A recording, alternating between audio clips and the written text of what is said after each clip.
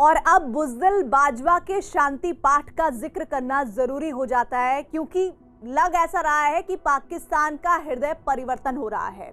आतंक को बढ़ावा और भारत के खिलाफ छद्म युद्ध छेड़ने वाले पाकिस्तान के सुर बदले बदल से नजर आ रहे हैं। पाकिस्तान के सेना प्रमुख कमर जावेद बाजवा ने कश्मीर मुद्दे का शांतिपूर्ण समाधान तलाशने की बात कही है। भारत ने बाजवा के बयान का स्वागत भी किया है, लेकिन सवाल ये कि सीमा पर साजिशें रचने वाला पाकिस्तान अचानक शांति पाठ क्यों करने लगा है? क्या भारत के डर से पाकिस्तान बैकफुट पर आ गया है, या एक बार फिर आतंकिस्तान अपनी छवि सुधारने के लिए पैंतरेबाजी कर रहा है? पाकिस्तान के सेना प्रमुख कमर जावेद बाजवा के बयान के मायने क्या हैं?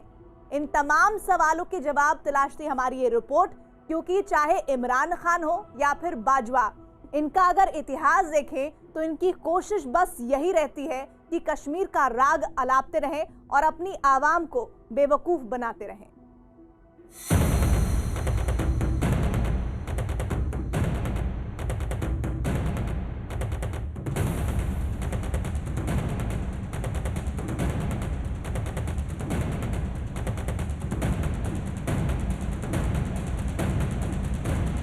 हिंदुस्तान से डरे आतंकिस्तान का आत्मसमर्पण।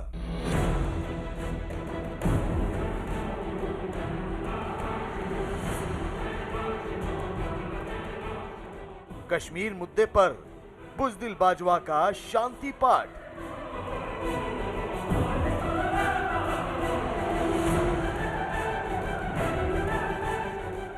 बदले सुर या पाकिस्तान का नया पैंतरा?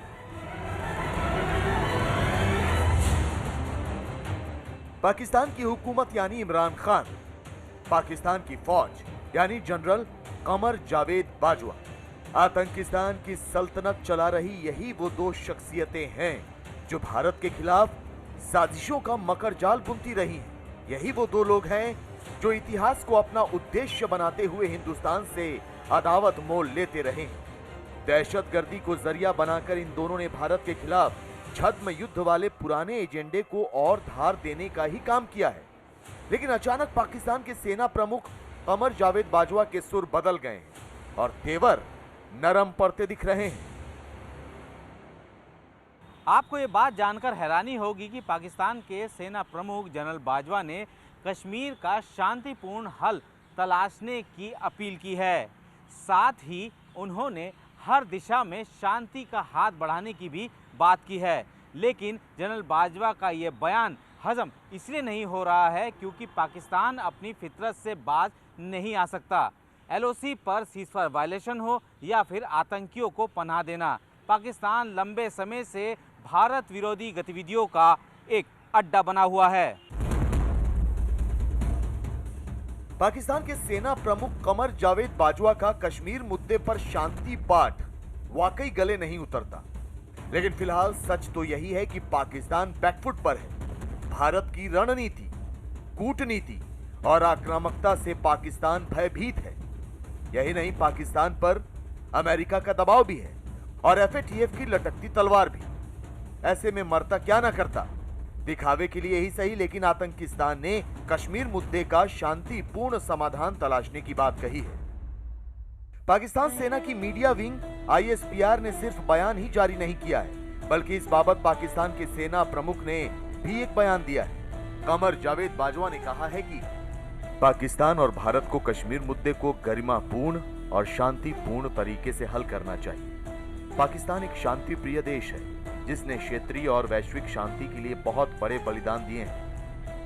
हम परस्पर सम्मान और शांतिपूर्ण सह अस्तित्व के आदर्श पर चलने को लेकर प्रतिबद्ध हैं। ये सभी दिशाओं में शांति का हाथ बढ़ाने का समय है। हालांकि भारत ने पाकिस्तान के सेना अध्यक्ष कमर जावेद बाजवा के इस बयान का स्वागत किया है, लेकिन अचानक पाकिस्तान की ओर से शांति का राग अलापना साजिशों और चालबाजी की आशंकाओं को भी जन्म देता है। सवाल खड़े करता है कि पाकिस्तान जैसा दुश्मन क्या सिर्फ डर से शांति पाठ कर रहा है, या फिर इसके पीछे उसका कोई नया पैंतरा है। पाकिस्तान कभी भी भारत के साथ शांति नहीं चाहता है। अगर वो शांति चाहता तो कश्मीर का मुद्दा बहुत पहले हल हो जाता है। तो पाकिस्तान ने कभी शांति चाही नहीं है और वो ज़बरदस्ती करके टेररिज्म का रास्ता अभी तक भी उसने अपनाया है। अगर असलियत में पाकिस्तान शांति चाहता है, जो जितने भी टेररिस्ट कैंप्स हैं पाकिस्तान में, अगर वो उनको बंद कर दे तो मैं समझता हूँ ये जो मसला जो है ये बहुत जल्दी हल हो सकता है। उनके प्रधानमंत्री इमरान खान न्याजी बयान देते हैं, मैं नहीं समझता इनके ऊपर कभी भी भरोसा किया जा सकता है। अभी इस समय पर जो दबाव पाकिस्तान के ऊपर पड़ा है वो इसी महीने में FATF की सुनवाई होगी और मुझे लगता है कि पाकिस्तान पूरी कोशिश करेगा ग्रे लिस्ट से निकलने की। भारत की ये कोशिश होगी कि उसको ब्लैक लिस्ट में लिया जाए, लेकिन मुझे लगता नहीं है कि पाकिस्तान ब्लैक लिस्ट में जाएगा, वो ग्रे लिस्ट में ही रहेगा। पाकिस्तान ने हाल ही में गिलगित बाल्टिस्तान में चुनाव के जरिए यथास्थिति बदलने की कोशिश की है। पाकिस्तान ने पिछले साल यानी 2020 में सीज फायर उल्लंघन का रिकॉर्ड बनाया है। यही नहीं, पाकिस्तान ने आतंकियों को प्रशिक्षित कर भारत में दाखिल कराने की कोशिश की है, जिसमें उसे भारतीय सेना के ऑपरेशन ऑल आउट से तगड़ी चोट पहुंची है। पहले आपको इन सब से जुड़े कुछ आंकड़े दिखाते हैं और उसके बाद बताएंगे कि इनका बुज़दिल बाजवा के शांति पाठ से क्या संबंध है। गृह मंत्रालय के मुताबिक पिछले साल जम्मू कश्मीर में 244 आतंकी घटनाएं हुई, जिनमें 221 आतंकी मारे गए। पिछले साल पाकिस्तान की ओर से सीज फायर उल्लंघन के 5133 मामले सामने आए, जिसकी वजह से 22 आम नागरिक मारे गए और 24 जवान शहीद हुए। 2019 में सीज फायर उल्लंघन के 3479 मामले सामने आए थे, जबकि 2018 में 2140 सीज फायर उल्लंघन के मामले दर्ज किए गए थे। अब आपको बताते हैं कि इन आंकड़ों का बाजवा के शांति वाले बयान से क्या संबंध है। दरअसल गृह मंत्रालय के पाकिस्तान की बदनीयती के ये सबूत पेश करने के चंद घंटे बाद ही बाजवा ने शांति की बात की। मतलब ये कि पाकिस्तान सिर्फ अपने दाग धोने की कोशिश कर रहा है। यकीन नहीं आता तो गौर से सुनिए पाकिस्तान के विदेश मंत्री शाह महमूद कुरैशी का चंद घंटे पहले दिया गया ये बयान। जब कश्मीर का मसला 5 अगस्त के बाद तूल पे था और दुनिया की तवज्जो उस पर थी, उस वक्त हमारी ऑपोजिशन अगर कश्मीर को तरजीह देती और इस्लामाबाद के धरने पर तवज्जो न देती तो शायद अटेंशन डाइवर्ट न होती। दरअसल पाकिस्तान कश्मीर मुद्दे का शांतिपूर्ण हल चाहता ही नहीं है, वो तो सिर्फ नौटंकी कर रहा है। तो आपको बता दें कि कंगाली के दौर से बाहर निकलने की कोशिश भी बाजवा के शांति पाठ की एक वजह है। आपको जानकर शायद हैरानी होगी कि पाकिस्तान के प्रधानमंत्री इमरान खान ने इस्तीफा देने की पेशकश तक कर दी है। इमरान खान ने कहा है कि मैं कल इस्तीफा दे दूंगा अगर विपक्षी दलों के नेता लूटे हुए पैसे को राजकोष में जमा कर दें। जाहिर है इमरान खान विपक्षी दलों को चुनौती नहीं दे रहे, बल्कि अपने देश के दिवालियेपन का इकरार कर रहे हैं। जबकि सच्चाई तो यही है कि पाकिस्तान की अर्थव्यवस्था को वेंटिलेटर तक पहुंचाने में और किसी का नहीं बल्कि इमरान खान का ही कसूर है। भारत से अदावत और आतंक नीति ने पाकिस्तान को तबाह कर दिया है। ये जो धमकी इमरान खान ने दी है, जितने भी पाकिस्तान के पॉलिटिकल पार्टीज और लीडर्स हैं, ये तो सही बात है कि उन्होंने बहुत धन लूटा है अपने देश से और वो धन वापस वो बाहर के देशों में रखा हुआ है।